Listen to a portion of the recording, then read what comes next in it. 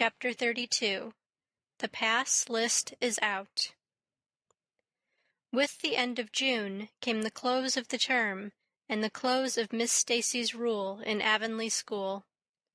Anne and Diana walked home that evening feeling very sober indeed.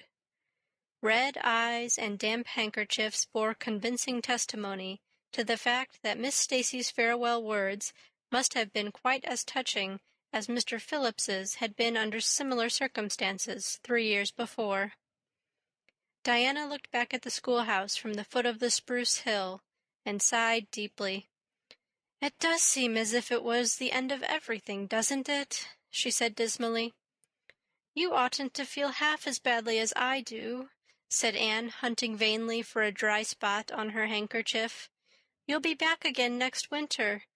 But I suppose I've left the dear old school forever, if I have good luck, that is." "It won't be a bit the same. Miss Stacy won't be there, nor you, nor Jane, nor Ruby, probably. I shall have to sit all alone, for I couldn't bear to have another desk-mate after you. Oh, we have had jolly times, haven't we, Anne? It's dreadful to think they're all over." 2 big tears rolled down by Diana's nose. "If you would stop crying, I could," said Anne imploringly. "Just as soon as I put away my hanky, I see you brimming up, and that starts me off again. As Mrs. Lynde says, if you can't be cheerful, be as cheerful as you can. After all, I dare say I'll be back next year. This is one of the times I know I'm not going to pass. They're getting alarmingly frequent." "Why, you came out splendidly in the exams Miss Stacy gave." "Yes, but those exams didn't make me nervous. When I think of the real thing, you can't imagine what a horrid, cold, fluttery feeling comes round my heart. And then my number is 13, and Josie Pye says it's so unlucky. I am not superstitious, and I know it can make no difference. But still, I wish it wasn't 13.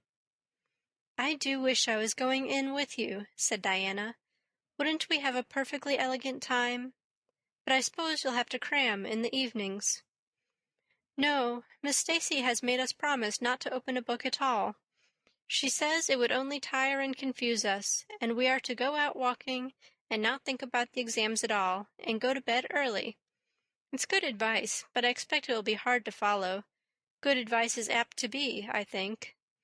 Prissy Andrews told me that she sat up half the night every night of her entrance week and crammed for dear life, and I had determined to sit up at least as long as she did.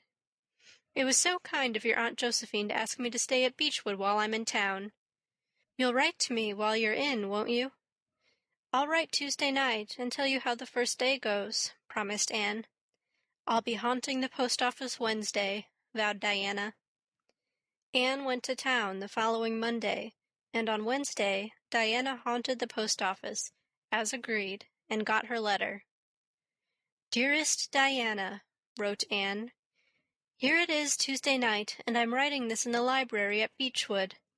Last night I was horribly lonesome all alone in my room, and wished so much you were with me. I couldn't cram, because I'd promised Miss Stacy not to, but it was as hard to keep from opening my history as it used to be to keep from reading a story before my lessons were learned. This morning Miss Stacy came for me, and we went to the academy, calling for Jane and Ruby and Josie on our way. Ruby asked me to feel her hands, and they were as cold as ice. Josie said I looked as if I hadn't slept a wink, and she didn't believe I was strong enough to stand the grind of the teacher's course, even if I did get through. There are times and seasons even yet when I don't feel that I've made any great headway in learning to like Josie Pye." When we reached the academy, there were scores of students there from all over the island. The first person we saw was Moody Spurgeon, sitting on the steps and muttering away to himself. Jane asked him what on earth he was doing, and he said he was repeating the multiplication table over and over to steady his nerves, and for pity's sake not to interrupt him, because if he stopped for a moment he got frightened and forgot everything he ever knew, but the multiplication table kept all his facts firmly in their proper place. When we were assigned to our rooms, Miss Stacy had to leave us. Jane and I sat together, and Jane was so composed that I envied her. No need of the multiplication table for good, steady, sensible Jane. I wondered if I looked as I felt, and if they could hear my heart thumping clear across the room. Then a man came in and began distributing the English examination sheets. My hands grew cold then, and my head fairly whirled around as I picked it up. Just one awful moment, Diana. I felt exactly as I did 4 years ago, when I asked Marilla if I might stay at Green Gables. And then everything cleared up in my mind, and my heart began beating again. I forgot to say that it had stopped altogether, for I knew I could do something with that paper, anyhow. At noon we went home for dinner, and then back again for history in the afternoon. The history was a pretty hard paper, and I got dreadfully mixed up in the dates. Still, I think I did fairly well today. But oh, Diana, tomorrow the geometry exam comes off, and when I think of it, it takes every bit of determination I possess to keep from opening my Euclid. If I thought the multiplication table would help me any, I would recite it from now till tomorrow morning. I went down to see the other girls this evening. On my way, I met Moody Spurgeon wandering distractedly around. He said he knew he had failed in history, and he was born to be a disappointment to his parents, and he was going home on the morning train, and it would be easier to be a carpenter than a minister anyhow. I cheered him up and persuaded him to stay to the end, because it would be unfair to Miss Stacy if he didn't. Sometimes I have wished I was born a boy, but when I see Moody Spurgeon, I'm always glad I'm a girl and not his sister. Ruby was in hysterics when I reached their boarding house. She had just discovered a fearful mistake she had made in her English paper. When she recovered, we went uptown and had an ice cream. How we wished you had been with us. Oh, Diana, if only the geometry examination were over. But there, as Mrs. Lynde would say, the sun will go on rising and setting, whether I fail in geometry or not. That is true, but not especially comforting. I think I'd rather it didn't go on if I failed. Yours devotedly, Anne. The geometry examination and all the others were over in due time, and Anne arrived home on Friday evening, rather tired, but with an air of chastened triumph about her.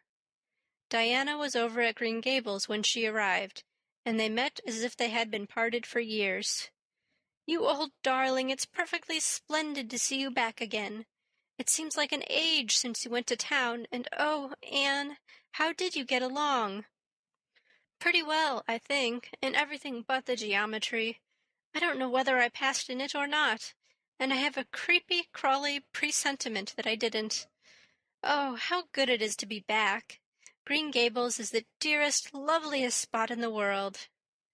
"How did the others do?" "The girls say they know they didn't pass, but I think they did pretty well. Josie says the geometry was so easy a child of 10 could do it. Moody Spurgeon still thinks he failed in history, and Charlie says he failed in algebra. But we don't really know anything about it, and won't until the pass list is out. That won't be for a fortnight. Fancy living a fortnight in such suspense! I wish I could go to sleep and never wake up until it is over." Diana knew it would be useless to ask how Gilbert Blythe had fared, so she merely said, "Oh, you'll pass all right. Don't worry." "I'd rather not pass at all than not come up pretty well on the list," flashed Anne, by which she meant, and Diana knew she meant, that success would be incomplete and bitter if she did not come out ahead of Gilbert Blythe. With this end in view, Anne had strained every nerve during the examinations. So had Gilbert. They had met and passed each other on the street a dozen times without any sign of recognition, and every time Anne had held her head a little higher and wished a little more earnestly that she had made friends with Gilbert when he asked her, and vowed a little more determinedly to surpass him in the examination. She knew that all Avonlea Junior was wondering which would come out first. She even knew that Jimmy Glover and Ned Wright had a bet on the question, and that Josie Pye had said there was no doubt in the world that Gilbert would be first, and she felt that her humiliation would be unbearable if she failed. But she had another and nobler motive for wishing to do well. She wanted to pass high for the sake of Matthew and Marilla, especially Matthew. Matthew had declared to her his conviction that she would beat the whole island. That, Anne felt, was something it would be foolish to hope for, even in the wildest dreams. But she did hope fervently that she would be amongst the first 10 at least, so that she might see Matthew's kindly brown eyes gleam with pride in her achievement. That, she felt, would be a sweet reward indeed for all her hard work and patient grubbing among unimaginative equations and conjugations. At the end of the fortnight, Anne took to haunting the post office also, in the distracted company of Jane, Ruby, and Josie, opening the Charlottetown dailies with shaking hands and cold sink-away feelings as bad as any experienced during the entrance week. Charlie and Gilbert were not above doing this too, but Moody Spurgeon stayed resolutely away. "I haven't got the grit to go there and look at a paper in cold blood," he told Anne. "I'm just going to wait until somebody comes and tells me suddenly whether I've passed or not."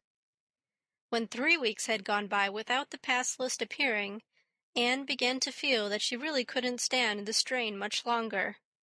Her appetite failed and her interest in Avonlea doings languished. Mrs. Lynde wanted to know what else you could expect with a Tory superintendent of education at the head of affairs, and Matthew, noting Anne's paleness and indifference, and the lagging steps that bore her home from the post office every afternoon, began seriously to wonder if he hadn't better vote Grit at the next election. But one evening the news came. Anne was sitting at her open window, for the time forgetful of the woes of examinations and the cares of the world, as she drank in the beauty of the summer dusk, sweet-scented with flower breaths from the garden below, and sibilant and rustling from the stir of poplars. The eastern sky above the firs was flushed faintly pink from the reflection of the west, and Anne was wondering dreamily if the spirit of color looked like that, when she saw Diana come flying down through the firs, over the log bridge and up the slope, with a fluttering newspaper in her hand. Anne sprang to her feet, knowing at once what that paper contained. The pass list was out. Her head whirled and her heart beat until it hurt her. She could not move a step. It seemed an hour to her before Diana came rushing along the hall and burst into the room without even knocking, so great was her excitement. "Anne, you've passed!" she cried. "Passed the very first! You and Gilbert both, your ties! But your name is first! Oh, I'm so proud!" Diana flung the paper on the table and herself on Anne's bed, utterly breathless and incapable of further speech. Anne lighted the lamp, oversetting the match-safe and using up 6 matches before her shaking hands could accomplish the task. Then she snatched up the paper. Yes, she had passed. There was her name at the very top of a list of 200. That moment was worth living for. "You did just splendidly, Anne," puffed Diana, recovering sufficiently to sit up and speak, for Anne, starry-eyed and rapt, had not uttered a word. "Father brought the paper home from Bright River not 10 minutes ago. It came out on the afternoon train, you know, and won't be here till tomorrow by mail, and when I saw the pass list, I just rushed over like a wild thing. You've all passed, every one of you, Moody Spurgeon and all, although he's conditioned in history. Jane and Ruby did pretty well. They're halfway up, and so did Charlie. Josie just scraped through with 3 marks to spare, but you'll see she'll put on as many airs as if she'd led. Won't Miss Stacy be delighted? Oh, Anne, what does it feel like to see your name at the head of a pass list like that? If it were me, I know I'd go crazy with joy. I am pretty near crazy as it is, but you're as calm and cool as a spring evening." "I'm just dazzled inside," said Anne. "I want to say 100 things, and I can't find words to say them in. I never dreamed of this. Yes, I did too, just once. I let myself think once. What if I should come out first? Quakingly, you know, for it seemed so vain and presumptuous to think I could lead the island. "Excuse me a minute, Diana. I must run right out to the field to tell Matthew. Then we'll go up the road and tell the good news to the others." They hurried to the hayfield below the barn, where Matthew was coiling hay, and as luck would have it, Mrs. Lynde was talking to Marilla at the lane fence. "Oh, Matthew," exclaimed Anne, "I've passed, and I'm first, or one of the first.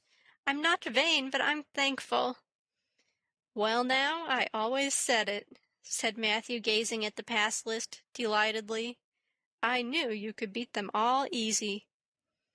"You've done pretty well, I must say, Anne," said Marilla, trying to hide her extreme pride in Anne from Mrs. Rachel's critical eye. But that good soul said heartily, "I just guess she has done well, and far be it from me to be backward in saying it. You're a credit to your friends, Anne, that's what, and we're all proud of you." That night Anne, who had wound up the delightful evening with a serious little talk with Mrs. Allan at the manse, knelt sweetly by her open window in a great sheen of moonlight, and murmured a prayer of gratitude and aspiration that came straight from her heart.